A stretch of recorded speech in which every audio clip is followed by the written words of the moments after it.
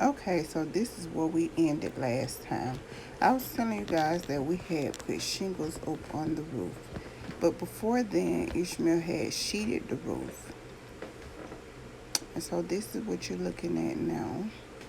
This is his format. And that's him getting it all together. And he sheeted the roof. After he sheeted the roof,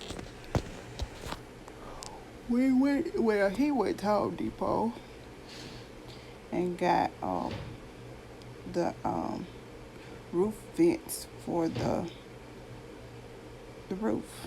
So that's what you are looking at now. He picked up a couple pieces from Home Depot so he can make the roof vent be a little bit larger than it was. That's the price of the roof vent. This is how it looked in. So gorgeous to me. This is another roof vent that went on the other side. And that's the old roof vent. So we just extending it.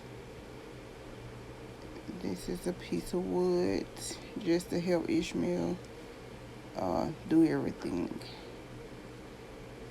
And that's how the sheeting came out.